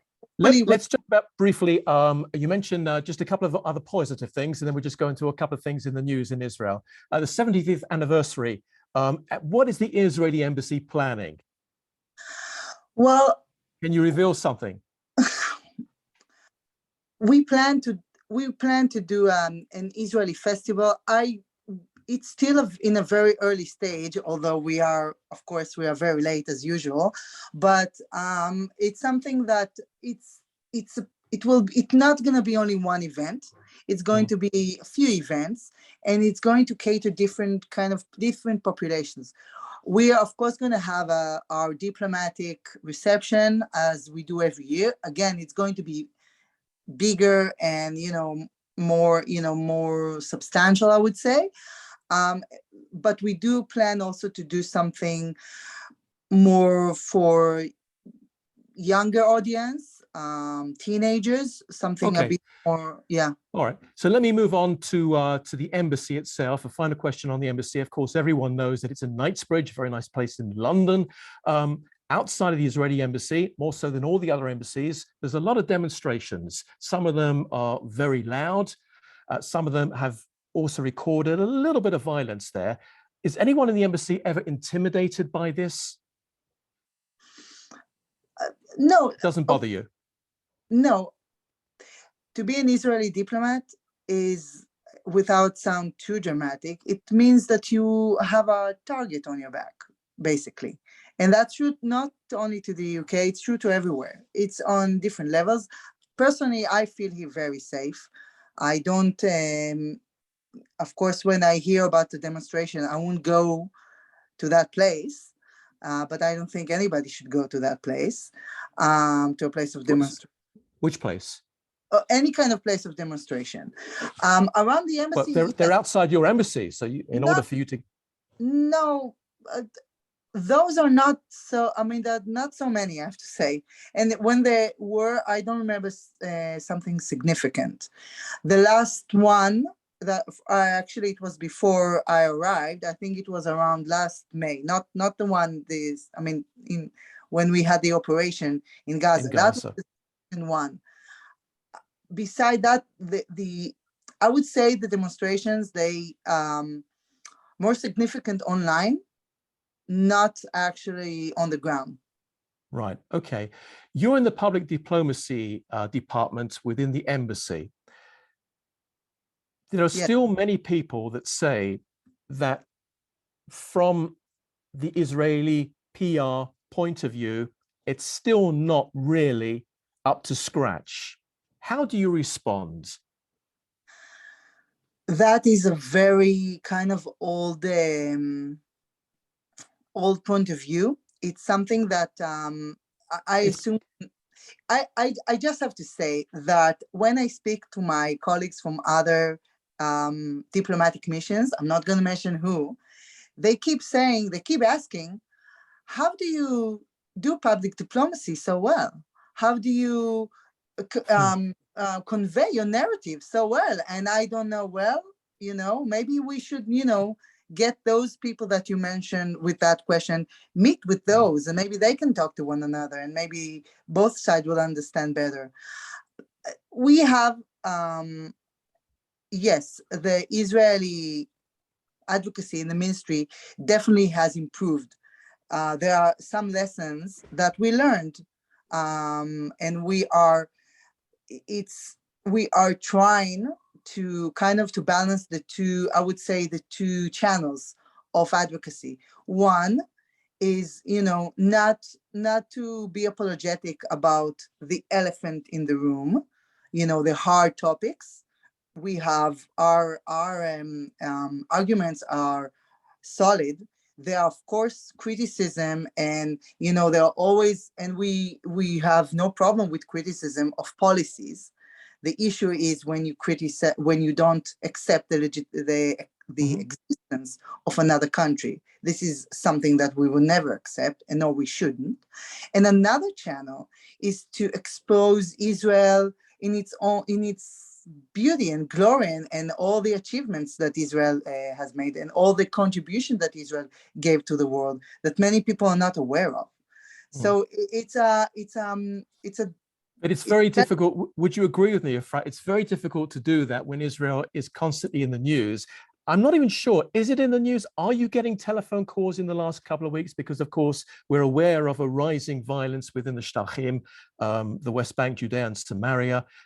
Is it being covered by the newspapers, or is there a fatigue right now until Israel decides to hit back in Gaza? I would say the majority of British press are preoccupied with other issues than Israel. But of course, that'll blow it. This gives you an opportunity to regroup, to train, and to be ready next time. Well, it's never a dull moment in Israel or the Middle East. We're not sitting and waiting for foreign press to cover us. But yes, it's always in the news in some level, but there are other parts also in the news, as we are, it's our attempt to expose as much as we can. I mean, during COVID, for example, how both UK and Israel adapted and coped with COVID was something significant, and with that the vaccination, yeah, absolutely, yeah, and even before. Israel, Yeah. And Israel was actually amazingly praised by even countries that are normally quite hostile towards them eventually. So that was really something. You just mentioned Israel. Let's talk about the news this evening, which I happen to be watching Channel 11 News at 8 p.m. this evening in Israel. And of course, they led with the raid last night in Nablus, where the Lion's Den commando from Nablus was assassinated. Mahmoud Abbas's office called it a war crime. How do you respond? When you hear this all the time, Israeli war crimes, what do you say? It's very different who is saying that and on what platform. Well, Mahmoud Abbas's office said it. Yeah, but Mahmoud Abbas is a different kind of, it's not, he's there on the Palestinian side. So what he says has own kind of coloring of when you say war crimes. When war crimes are, if you are accusing Israel in let's say in an official way, there's a difference between say that on the news. There's a difference there. Okay, of course it wasn't a war crime. This man was a terrorist. I think it's clear for everyone. So it's not the same as, for example, being attacked in the UN. No, we understand that, but is that how you would respond? I mean, if you take even a member of Knesset, I forget his name now or her name, from the Ta'al party, who's a member of Knesset running next week, also called him a martyr. And those also killed last night, the other 4 were martyrs. I mean, this is somebody, an Israeli Arab, who is probably going to be in the Knesset next week. Well, we really don't know that. But again, this is part of what Israel is all about. We can take on those kind of opinions. She is a member, as you said, she is a member of Knesset. It means that she represents a part of Israeli population, of Israeli citizens in a democracy. They have their own right to express their own opinions.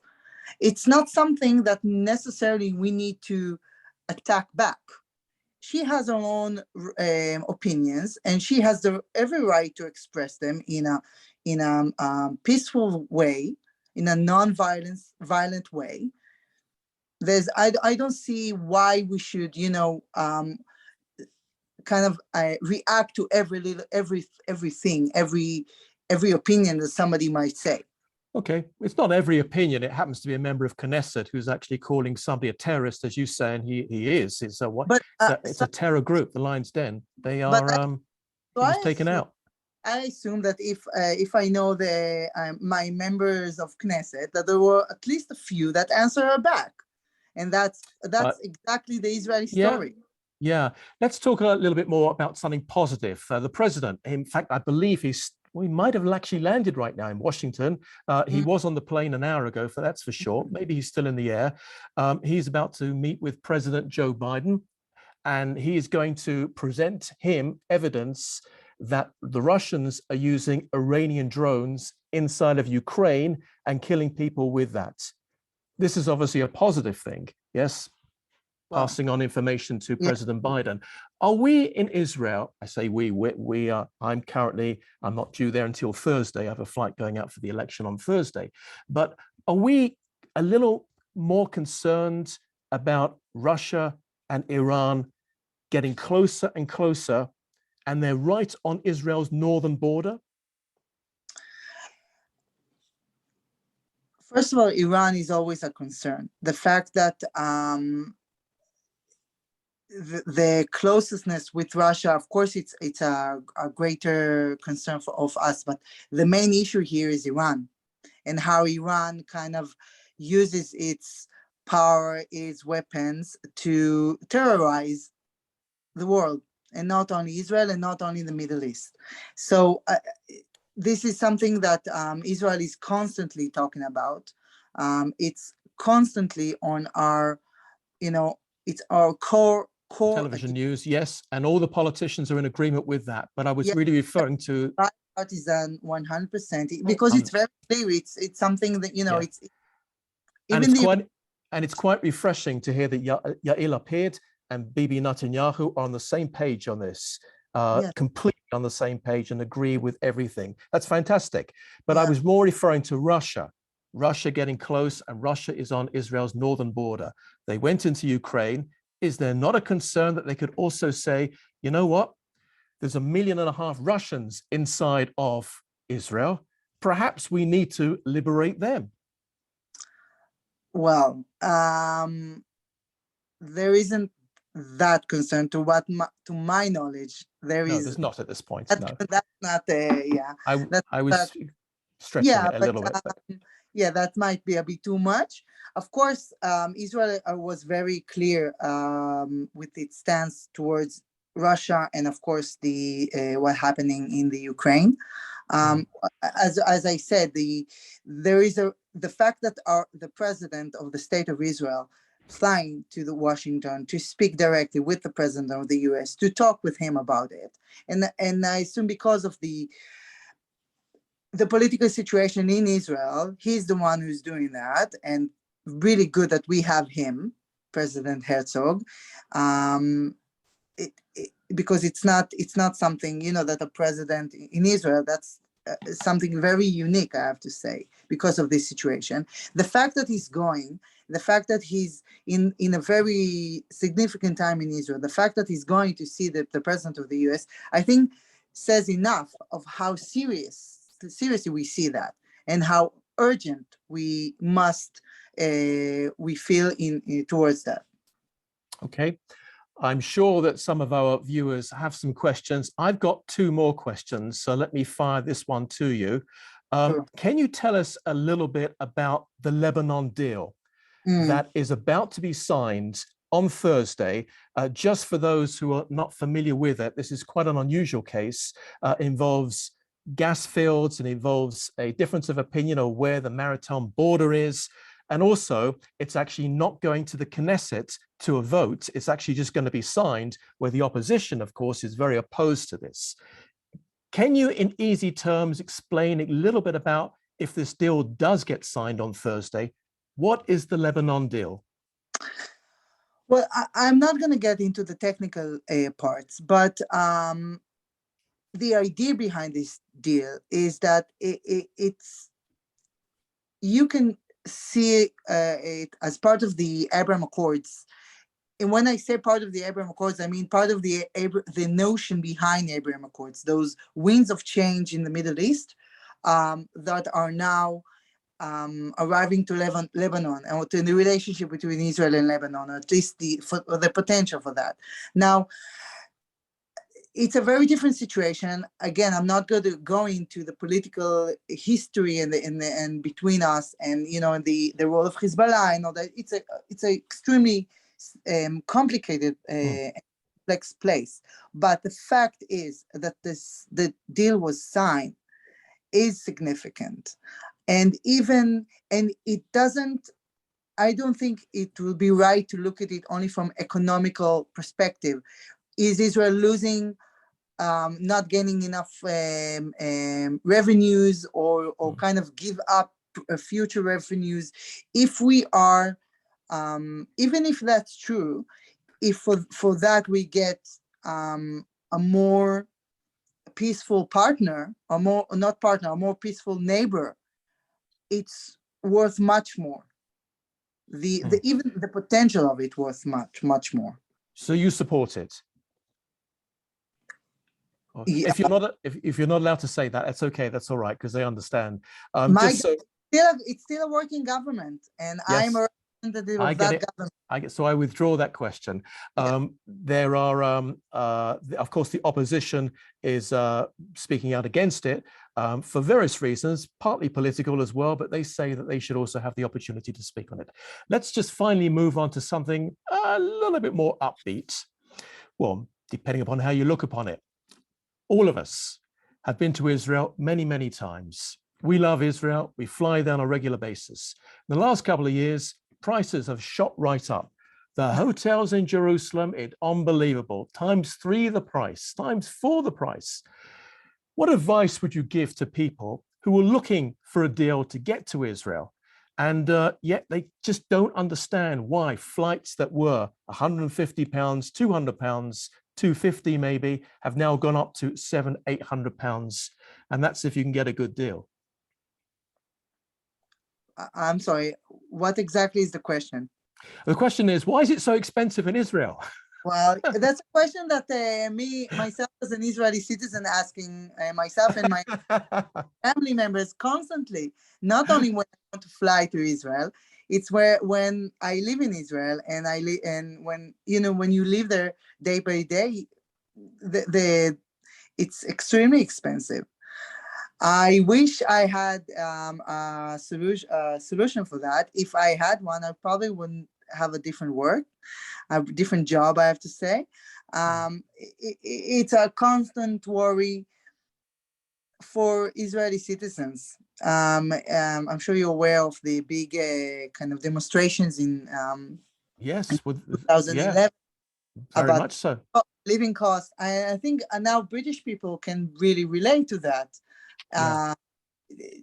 Things are not so much better here, I have to say. But to be fair, in Israel, for example, the dairy products, 3 or 4 well-known dairy companies, they all join together to keep the prices high. And Israelis who travel into Europe get very frustrated when they see that same Israeli product cheaper in Europe or in the UK than they do back in Israel. That's not the same as here. No, I know you can't reply to that, I understand, but it's frustrating. I agree completely. It's something that, was discussed throughout, many times, in Israel, and really I share the frustration. I want to say that, and I know. I was just going to say, as we head to 9:15, I was just going to say finally, or lastly, that the annoying thing is that in Israel, the parties, and there's 40 political parties running on Tuesday, or at least 40 registered.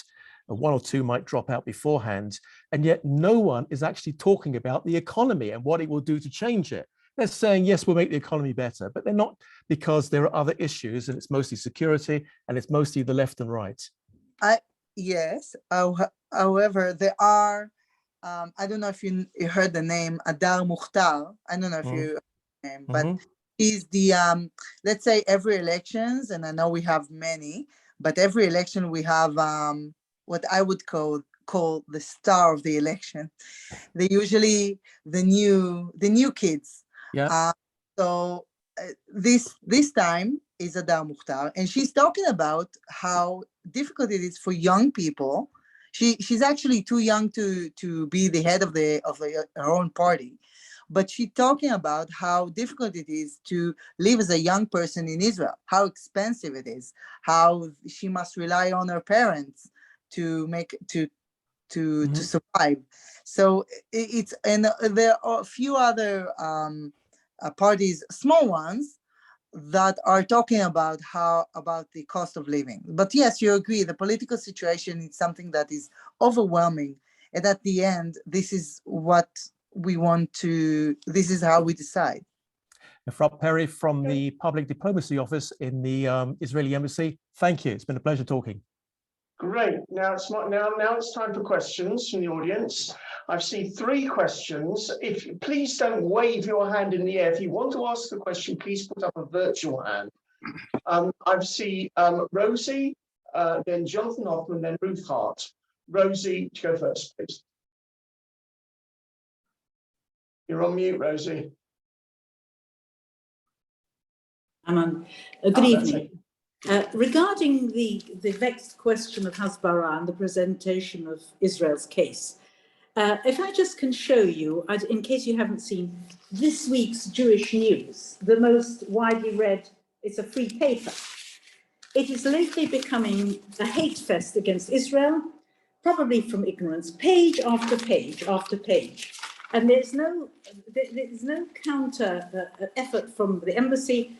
And the problem is, it's a tragedy because we are losing young Jews being turned away from Israel. And it's not just now the left wing, it's now infiltrated into the more of the Orthodox. And I don't think that it's not your fault. You are limited, I know, by what the government allows. But it really needs, and people have said it for years, Hasbara needs to be put on a professional footing with the best brains and the best output. And it's not being done, and it's still not being taken seriously. And it's a tragedy. And while this is going on week after week, and we're losing people. So I just want to know whether you could pass the message on to the powers that be. I know that you're limited as a diplomat in what you can do or even say. So that's what I have to say. I assume that you're referring to the Ben Gvir Smotrich headline? Amongst other things, but week after week, they run a campaign of hatred against Israel from many different aspects. And it's partly because they're fed lies. And you have organizations like Yachad, which is now going, there's an organization called the Balfour Project, which is really a hateful thing. And they send people from Yachad to propagate this lies and propaganda. And the field is left open to people like that. And there's no counter effort that I can see on a professional basis that even counters it. So it's hardly surprising that the Jewish News, which not long ago wasn't too bad, it's been turned into a de facto hate fest against Israel. And week after week, and you can ask other people or read it yourself. You can read it online week after week. It's just a tragedy.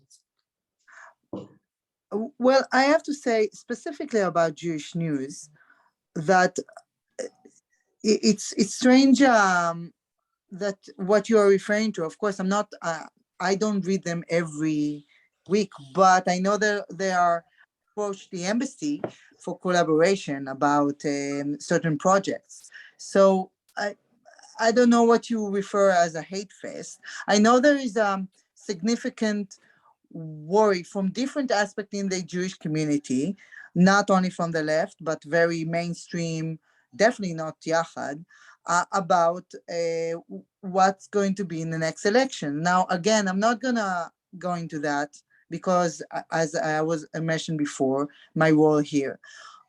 But those concerns that we are hearing those concerns. Again, there's nothing really that we can do about it from various reasons. And again, I have to say that if you're talking about within the Jewish community, I would say differently. When I talk about advocacy or hasbara, as you call it, which I don't like this word, so I would, because this word is counterproductive. When I talk about Israeli advocacy, I'm actually not referring to the Jewish community, not only the Jewish community. I'm talking about the broad British audience. I understand that. I know that.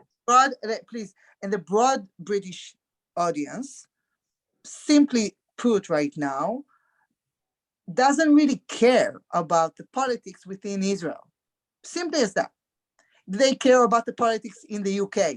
They care about the fact that they'll not be able to heat their houses during winter. That's what they care about.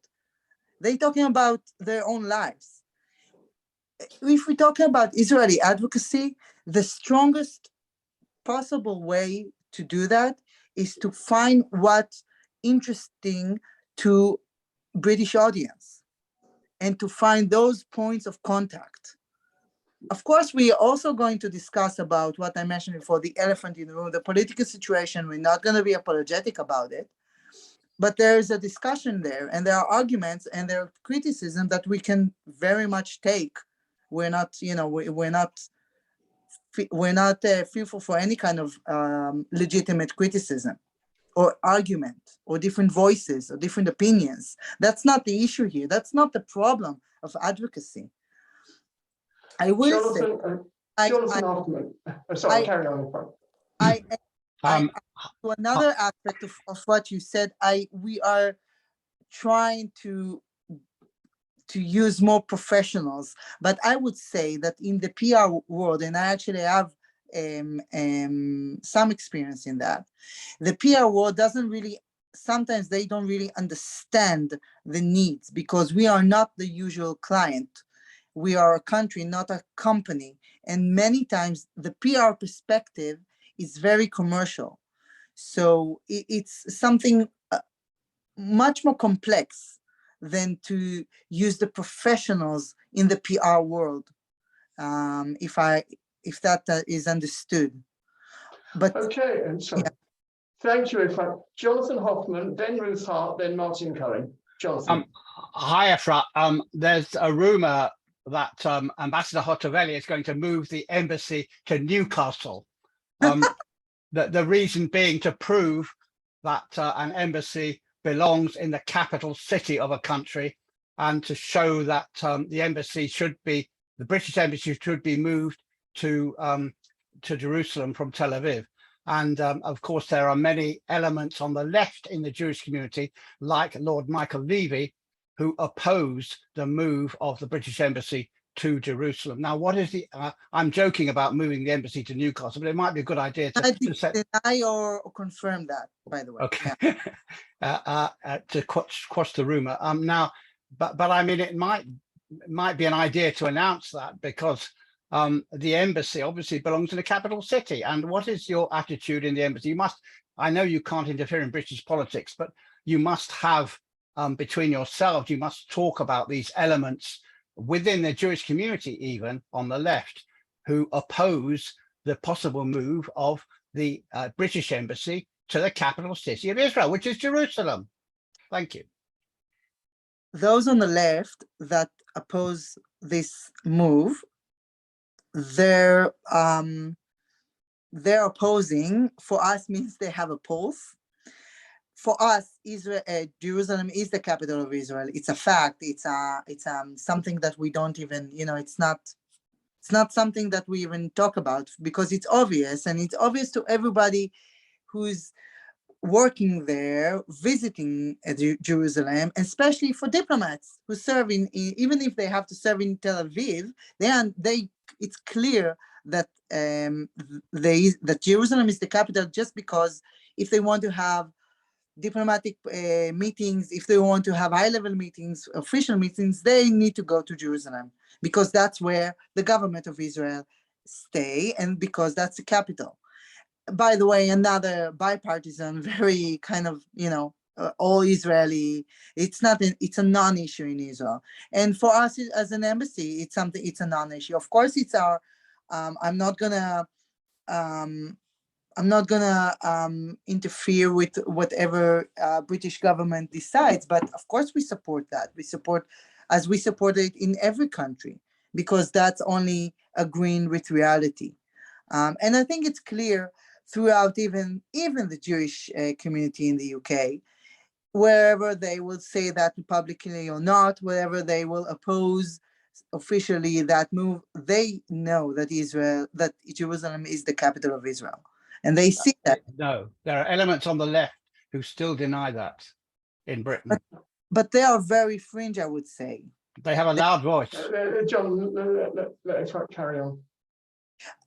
I understand that those fringe voices can be very loud, but nevertheless, they are still fringed. And they are not, I would say, when I look at the Jewish community, they are not, they cannot even, I won't even call them the left, because they are very specific part of the left. Yeah. Ruth Hart. You're on, good, Ruth. Okay. Erev Tov, Efrat. Referring to the deal you're talking of between Israel and Lebanon, is there a risk that it could become a deal with Hezbollah, and could there be a risk to energy supplies, either for Israel to lose them or, God forbid, for them to be misused by our enemies? I would say there's a risk in every deal. And the risk is there, but I think the potential is even bigger. And I think there is a chance here, a real chance for a change. And I wouldn't want Israel to be the side that kind of hold that chance. Again, as I said, the risk is there, but the idea is that if you create this economic, I would say, space, especially for a country like Lebanon, that in such dire straits that, I don't know how much you know, but Lebanon is in a very, very deep economic crisis for various reasons. And I don't want to go inside to touch upon too much about Lebanon internal affairs, but many within Lebanon blames Hezbollah for that. So it's not a clear cut. Of course, Hezbollah is a strong element in Lebanon, but I think this deal is countering Hezbollah. It kind of gives Hezbollah a kind of a new reality to deal with, and it's not, and it's something that they will lose as well if they hurt that. Martin Cohen. Good evening, Efrat. Good evening. I was in Israel on holiday last month in answer to James and what you're speaking about before. It is very expensive, but there again, I don't live in London. I live in Cambridgeshire. If I go into London, I find the prices there quite astronomical. So I spent time in Jerusalem at a nice hotel. I spent nice time in Tel Aviv, and from there I visited friends. I find that, first of all, I went through Superstar. I'm not trying to advertise, but I didn't find the prices that terrible in going to Israel. But I didn't go business class. I went. Martin, we've got very little time. Please, can you ask the question? Yes, I will do, and I'm just trying to lead up to it, really. And that is, I was to ask people at the reception where would they recommend to go, and that kept the prices down. I go there on dual nationality, Israeli and British. Why, if I'm going back as a tourist, living here, do I have to pay the VAT without being able to get a refund? With a hotel? Because I've had to pay VAT on the hotel bill that I paid here with an all-inclusive flight. I was informed that I should be able to obtain the refund because I'm going as a tourist. When I got to the customs to come through, etc., I was told you can't have the B2 slip because you're also Israeli. But I don't live in Israel. I left in 1975. But I've been back, and each time I go there, okay. I think Efrat understands the question. Yeah. Yeah. I admit I'm not an expert on the custom rules, but did you went with your Israeli passport? Yes, they know I'm Israeli because I come into Israel. If they check my name with a British passport, they can see I hold dual nationality. So therefore, I have to show the Israeli passport coming in and when I'm leaving. So that doesn't exactly encourage tourism to Israel because, yes, we do find it expensive. Can I just jump in very quickly and just say that is the law in Israel. I'm very aware of it. Because you are an Israeli citizen, doesn't matter where you live, when you come into Israel, you do not get tax relief, unlike tourism. That's just the way it is. It's unfair. It's the way it is. Yeah, James is right. I too have got an Israeli passport, and the rest of my family don't have. And they don't have this problem, but I would. So, and there me aren't too, that by many the of way. us with dual Me too. nationalities. Okay, can I now ask the last question? It relates to the event you're planning next year. I just wanted to make the point that the biggest supporters of Israel in the UK, without a doubt, in terms of numbers, are the Christian community, Christian Friends of Israel, Christians United for Israel, and one shouldn't, if one can read the history book, one should do so. 5 years ago, on the 70th anniversary of Israel, there was an event at the Albert Hall. 4,000 people went. Something like 3,700 of them were Christians, with only a few hundred Jews. It's very sad for those of us who are Jewish to note that. So all I'm simply saying to you is, when you have your event, please remember that, and please reach out to the Christians who support Israel. Of course. I'm not sure what happened during the 70th anniversary. I heard different stories, and some of people were thought that it went very well. Some of them didn't. As I said, this year we plan to do a series of events. I mean, at least 3 big ones. Again, the reception is more diplomat. I mean, it's also for the diplomatic corps from other countries, as it usually is, from British government, and of course Jewish community and Christians, Friends of Israel, and other friends as well. That's usually the mixture of those who are invited to those kind of events, those kind of diplomatic receptions. We're gonna have 2 other events. One of them is designated for youth, and another is from, I would say, the general population that everybody's will be invited to. So I hope that this time we will create enough events that will cater all different populations. Thank you very much. It now gives me great pleasure to ask Keith Rowe to propose a motion of thanks. Efrat, thank you so much for giving us your time this evening.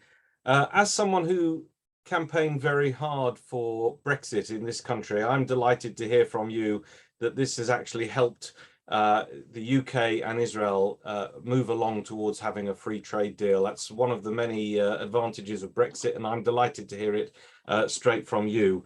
And hopefully the increase in trade between the countries will sooner rather than later lead to the embassy, the UK embassy, actually moving to Jerusalem, which would give us all in the UK such a boost. You clearly have a very tough job on your hands. Never mind the constantly changing regimes here in the UK, but you've also got to deal with the Abraham Accords and Lebanon and Iran and Ukraine and so much else. You have a very tough job. And I hope that it's good for you to know that the NJA and the wider mainstream Jewish community, we're all behind you, we're all supporting you and rooting for you in everything you do. We're behind you on that. Thank you for being with us, and thank you for everything that you do and that your colleagues at the embassy do for us all. Thank you for having this event. Efrat, thank you so much, and also thank you to your colleague Georgia, who I think is on the call tonight, for all the help she's given us as well. Thank you. Great. So it just remains for me to thank everyone for joining us tonight. And remember, our next event is on Sunday afternoon at 2:30, where we're going to have the discussion on the Holocaust Memorial, the proposed Holocaust Memorial near Parliament. There's going to be far more people at that call. We currently have between 150 and 160 people registered to attend. So that's going to be a big event. So I hope to see many of you on, if not all of you, on Sunday. And Efrat, once again, thank you so much. Thank you.